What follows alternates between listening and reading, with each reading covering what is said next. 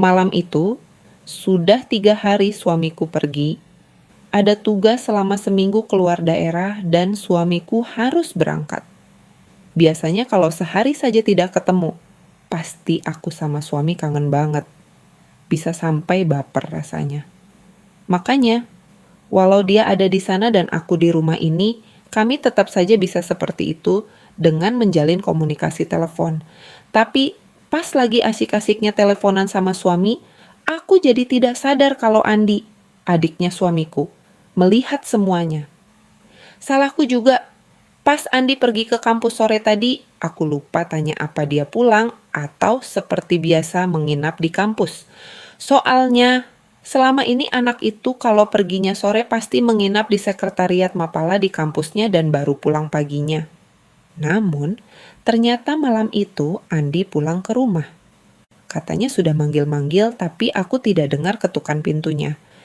Makanya Andi langsung masuk saja karena memang baru jam 9 malam dan aku belum mengunci pintu depan seperti biasanya. Aku jadi kaget anak itu tiba-tiba sudah berdiri di hadapanku. Padahal aku lagi rebahan di sofa, teleponan sama suami. Tahu sendiri deh. Wajahku pasti merah merona saat itu karena tahu kalau Andi sudah lama memperhatikanku. Habis, bagaimana? Aku benar-benar sedang fokus dan seru banget teleponan sama suamiku, kakak kandung Andi sendiri. Pikiranku langsung kacau jadinya. Jadi merasa dalam posisi yang serba salah dan kayak mendadak jadi lupa cara bicara. Aku mau bilang ke suami, sudah dulu ya mas, teleponannya karena ada Andi adik kamu. Tapi suaraku tidak bisa keluar. Apalagi sebelum teleponan sama suami tadi, suamiku sempat menanya apa adiknya ada di rumah atau menginap di kampus. Ku jawab, Andi sudah ke kampus sejak sore. Paling juga menginap di kampus dan tidak pulang seperti biasanya. Dia kan gitu mas. Nah, karena aku sendirian saja di rumah, makanya suami mengajak aku teleponan. Aku mau pindah ke kamar, tapi tidak boleh. Katanya, tidak apa-apa di sofa depan TV juga teleponannya. Lagian aku kan sedang sendirian saja di rumah, tidak ada Andi. Jadi aku makin bingung deh.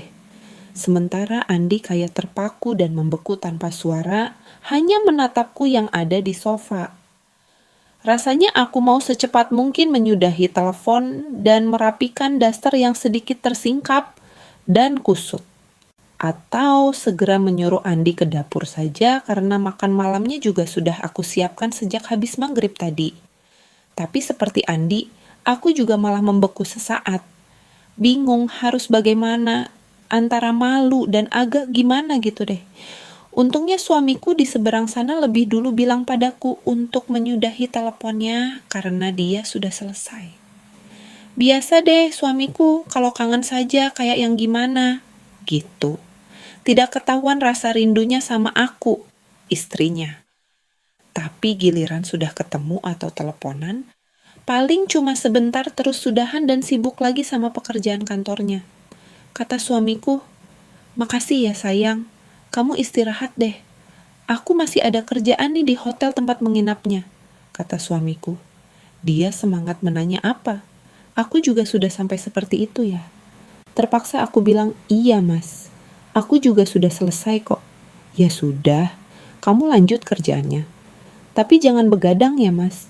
Ingat jaga kesehatan dan cepat pulang, balasku. Begitu sambungan telepon suamiku terputus, aku segera bangun dan merapikan daster dan rambutku. Lalu ku bilang pada Andi, lain kali kalau pulang ketuk pintu dulu. Bilang ke sebelum masuk, tapi Andi malah nyengir katanya. Maaf Mbak Sari, saya sudah mengucapkan salam dan mengetuk pintu sebelum masuk tadi. Namun, Mbak Sari tidak menjawab, jadi saya masuk saja. Lagian, pintunya belum dikunci. Balas Andi sambil tersenyum malu. Ya, jujur saja, sejak Andi ikut tinggal di rumah kami 2 tahun yang lalu, baru kali ini aku merasa salah tingkah sama dia. Aku juga kayak baru menyadari kalau adiknya suamiku yang dulu baru lulus SMA sudah banyak berubah dan lebih dewasa. Usianya memang baru 21 tahunan, tapi badannya memang jauh lebih bagus dan lebih tinggi dibanding kakaknya, suamiku. Dan yang bikin aku malu banget, Andi kayaknya lumayan lama deh melihat aku yang sedang teleponan sama suami tadi. Namun, karena aku tidak boleh kelihatan baper di hadapannya malam itu, aku pura-pura saja kesal dan sewot padanya. Pokoknya Mbak, tidak suka kalau kamu itu jadi kebiasaan asal nyelonong saja kalau masuk rumah ini, kataku padanya. Lagian, bukannya mengabari atau kirim WhatsApp dulu biar Mbak tahu. Biasanya kamu kan menginap di kampus. Ya sudah deh, kamu makan malam dulu. Tuh sayur lodeh sama ikan bawalnya sudah Mbak siapkan di dapur, celotehku padanya. Andi jadi tertegun. Wajahnya pucat karena aku omeli dan senyumnya mendadak kecut kayak merasa bersalah banget. Maaf Mbak, saya beneran sudah mengetuk pintu.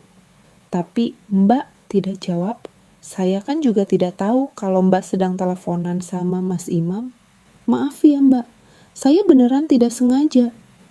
Suara Andi pelan, nadanya lemah, kayak beneran takut kalau aku sampai marah padanya. Dan entah kenapa, aku malah menahan ketawa sendiri melihat tingkahnya yang mikir kalau aku beneran marah padanya. Malam itu, aku akhirnya masuk kamar sambil senyum sendiri, sementara Andi segera ke dapur untuk makan malam. Keesokan paginya, seperti biasa habis mandi dan dandan cantik, aku masak untuk sarapanku dan juga menyiapkan sarapan. Walau suamiku tidak ada, aku kan tetap ibu rumah tangga yang harus mengurusin Andi, adik kandung suamiku sendiri. Apalagi selama Andi kuliah dan harus tinggal bersama kami, anak itu rajin banget membantuku kalau sedang di rumah. Dia itu jauh berbeda sama suamiku yang sekali cuek dengan urusan beres-beres rumah. Selalu saja sibuk sama kerjaan, sementara Andi lebih sigap dan telaten. Dia selalu bantu aku untuk kerjaan yang susah kayak ganti gas dan ganti galon. Sejak ada Andi, aku juga tidak repot lagi menyapu dan menyiram tanaman di halaman depan, karena ada Andi yang mengerjakan. Pagi itu, seperti biasa setelah sarapan siap, aku melangkah ke kamar Andi. Tadinya sih mau bangunin dia karena sudah jam 9 pagi. Biasanya juga gitu. Anak itu suka bangun kesiangan karena malamnya begadang main game Mobile Legend. Namun baru saja mau masuk ke kamarnya, aku yang jadi tertegun kayak Andi semalam. Semua jadi kebalik deh. Soalnya Andi sudah bangun dan sudah selesai mandi. Malah dia kelihatan sedang sibuk banget sendirian seperti itu. Dia kayaknya baru selesai mandi, masih handukan dan belum ganti pakaian sambil duduk di tepi ranjang membelakangiku. Samar-samar ku dengar Andi kayak menyebut-nyebut namaku. Mbak Sari. Oh, Mbak Sari. Pokoknya jelas itu namaku yang disebut. Sontak saja jantungku jadi berdebar. Kok bisa-bisanya si Andi kayak gitu? Sibuk sendiri sambil memanggil namaku. Jadi penasaran deh aku saat itu. Apa yang sedang dipikirkan Andi? Apa iya dia sedang berimajinasi atas diriku? Istri kakaknya? Hah? Tidak tahu deh. Yang jelas pagi itu aku mengagetkannya. Sebab seperti biasa juga, aku memanggil Andi di kamar. Andi, kamu sudah bangun toh? Ayo sarapan sama Mbak. Itu nasi goreng sama teh hangat sudah Mbak siapkan. Andi tersentak dan berbalik menghadapku. Wajahnya kaget, bercampur malu, dan aku juga jadi kaget dan jadi salah tingkah. Soalnya, waktu Andi kaget dan berdiri, aku jadi sempat melihat semuanya, yang pasti sangat membuatnya malu saat itu. Mbak Sari, oh iya Mbak, saya sudah bangun kok. Nanti saya ke dapur Mbak. Hari ini saya tidak kuliah, jadi tidak masalah kalaupun telat sarapannya, kata Andi yang berusaha tetap bersikap wajar saja di hadapanku. Ya sudah deh, kamu ganti pakaian Gi.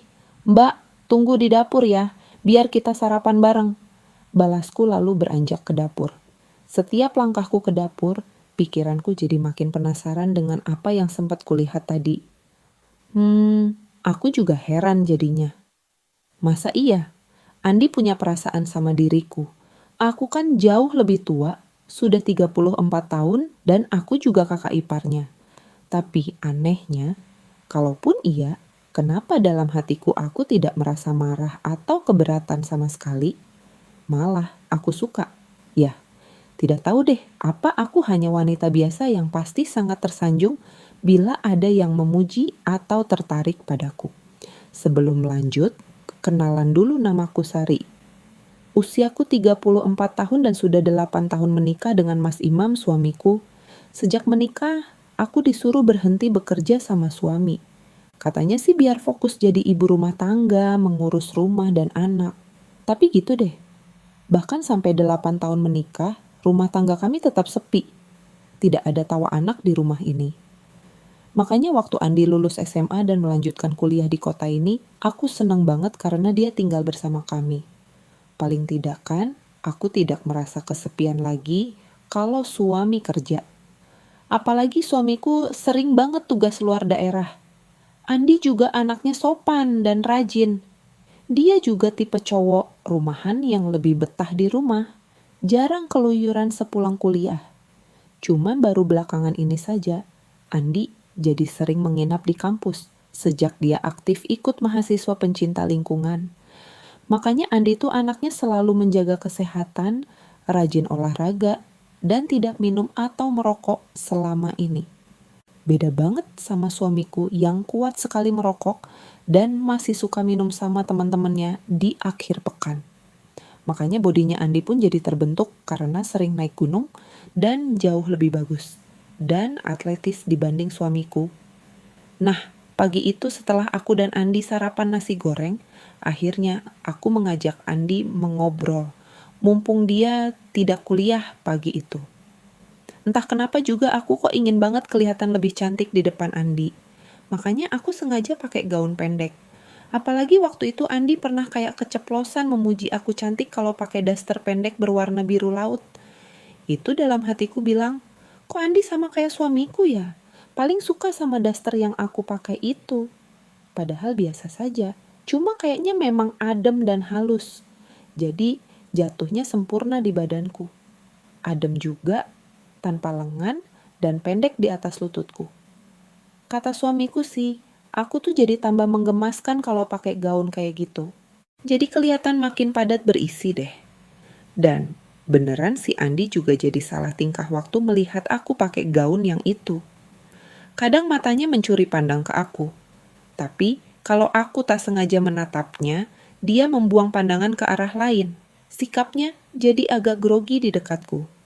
Kamu kenapa sih? Kok tidak kuliah hari ini? Terus ngapain juga pagi-pagi sudah bangun dan kayak gitu? Padahal kamu libur.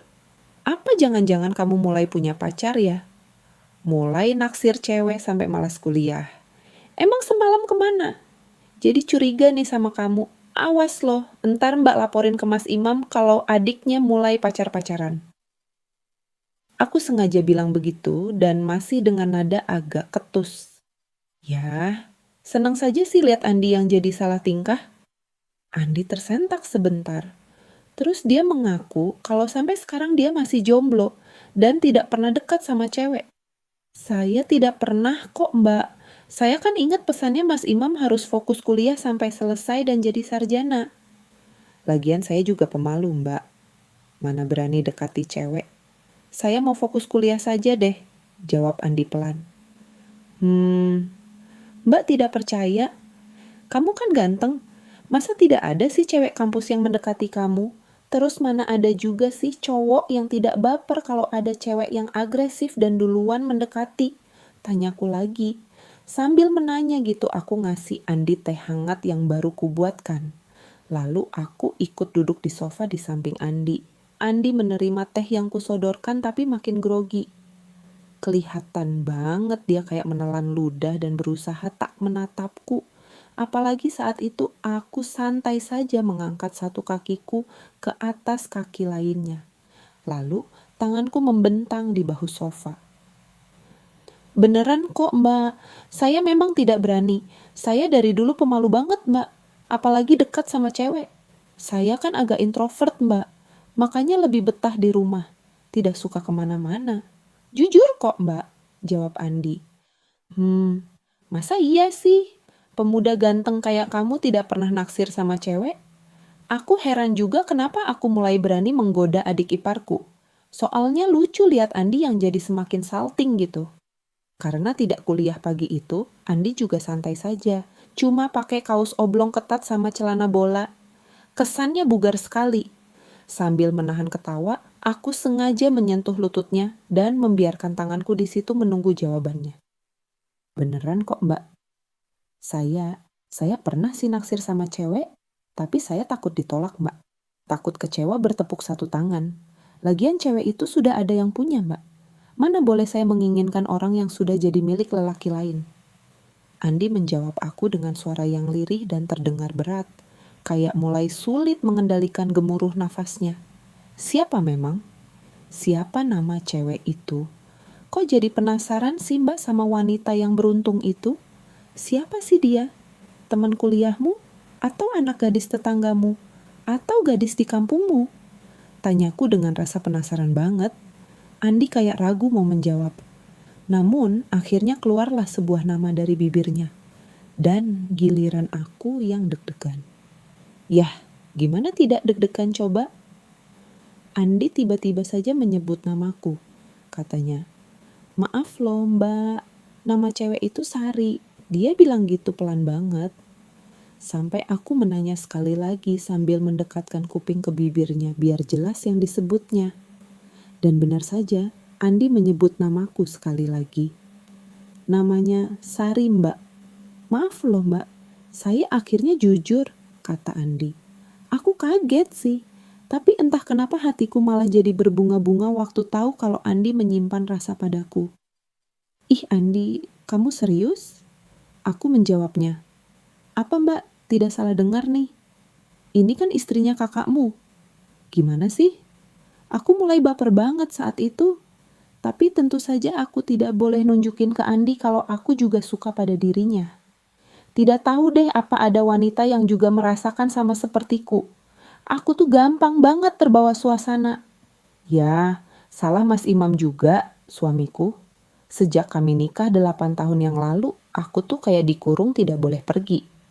Sehari-hari aku cuma di rumah saja. Pagi mengantar dia ke pintu sebelum ke kantor, dan sore menyambut dia pulang kantor.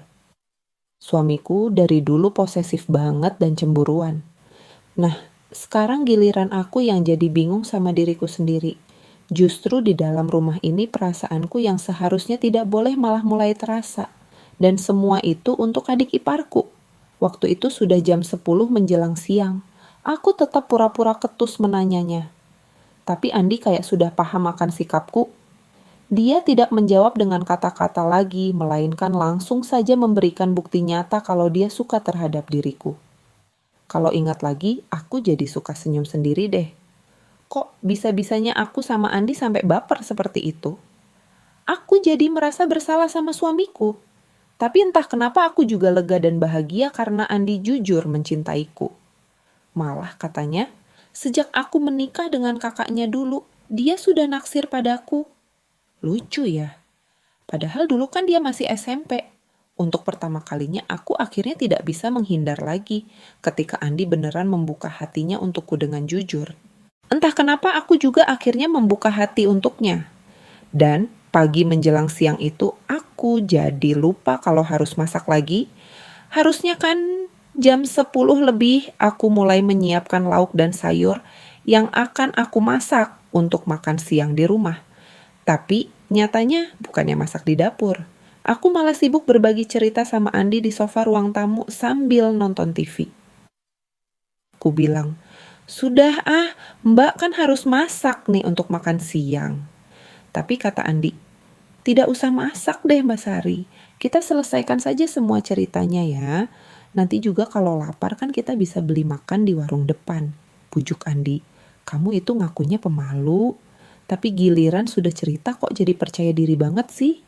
Ya sudah, lanjutin deh ceritanya." Ya, lumayan lama sih akhirnya aku sama Andi siang itu. Padahal anak itu baru pertama kalinya cerita seperti itu. Kirain sih dia bakalan cepat selesai. Kayak suamiku kan kalau cerita tidak pernah lama. Aku belum hafal, dia sudah selesai. Namun ternyata Andi pintar banget ceritanya. Banyak variasinya dan warnanya juga jauh lebih panjang dan lama. Kalau sama suami aku tuh kadang belum beneran menghayati cerita. Tapi kali ini aku beneran sampai 2 kali menghayati cerita. Sudah dulu ya, Mbak, sudah capek nih. Sampai 2 kali loh, Mbak hafal sama cerita kamu. Lama banget sih, bisikku. Iya Mbak, bentar lagi ya. Saya sudah hampir sampai di akhir cerita, biar masuk semua ke dalam benak Mbak Sari. Andi bilang gitu sambil meneruskan ceritanya. Dan beneran tidak lama kemudian semua ceritanya selesai juga. Makasih ya Mbak Sari, saya lega deh bisa menceritakan semua perasaan saya hari ini, kata Andi sambil tersenyum manis. Ku jawab, sudah Mbak mau ke dapur ya? Mau masak dulu, sudah jam 12. Nih, kamu sih lama banget ceritanya. Oh iya, tapi jangan sampai Mas Imam tahu ya. Mbak tidak mau gara-gara ini semua rumah tangga Mbak berantakan. Aku bangun sambil merapikan gaun andalanku dan menyisir rambutku dengan jari. Andi cuma nyengir kuda melihatku. Iya Mbak, lagian mana mungkin saya ceritakan ke Mas Imam. Bisa-bisa saya yang diusir dari rumah ini, balasnya. Keesokannya, pas hari kelima suamiku tugas keluar daerah, dia meneleponku malam harinya mengabari besok pulang. Aku sebagai istri senang sekali akhirnya suamiku pulang. Soalnya sudah hampir seminggu aku ditinggal di rumah. Tapi ya biasa deh, suamiku kalau sudah menelepon malam-malam, ujung-ujungnya pasti deh tidak aku kangen seperti itu. Padahal sudah ku bilang, Mas, ini sabar dikit. Kenapa sih? Kan besok malam Mas sudah sampai rumah dan kita ketemuan. Kan lebih seru dan bisa mengobati kangen kalau langsung ketemu daripada lewat telepon. Aku bilang gitu soalnya. Sudah jam 11 malam waktu itu. Lagi pula malam itu Andi kan tidak menginap di kampusnya. Cuma karena suamiku ngotot dan katanya lagi rindu berat, ya aku sebagai istri kan tidak boleh melarang apa yang dia mau. Aku juga terpaksa bohong waktu dia menanya apa sih Andi di rumah. Ku jawab, Andi tidak pulang. Kayaknya menginap di kampus. Padahal Andi lagi menahan senyum. Dia pelan banget buka pintu dan melangkah masuk ke dalam kamarku. Andi tidak berkata apa-apa, hanya menyodorkan teh hangat untukku dan dengarkan obrolanku lewat telepon sama suamiku. Wah, aku jadi kembali baper deh malam itu. Mana harus menerima telepon suami, mana juga harus meladeni cerita Andi. Ya gitu deh awal mulanya kisahku sama Andi, adik kandung suamiku. Tapi semuanya tentu saja kami rahasiakan dari suamiku. Bahkan hingga kini sudah 3 tahun berlalu, semua kenangan itu tetap menjadi rahasia abadi yang entah kapan bakal terungkap. Andi sudah lulus kuliahnya, sudah dapat kerjaan bagus di PLN, dan baru 2 bulan menikah dengan gadis dari kampungnya. Sementara aku sama Mas Imam suamiku sudah bisa bahagia, karena akhirnya kami dikaruniai anak cowok usia 3 tahun. Gitu dulu deh ceritaku ya kawan. Semoga bisa dipetik hikmahnya dan bisa menghibur kalian dimanapun berada. Terima kasih sudah menyimak dan sampai jumpa lagi ya dalam cerita menarik lainnya.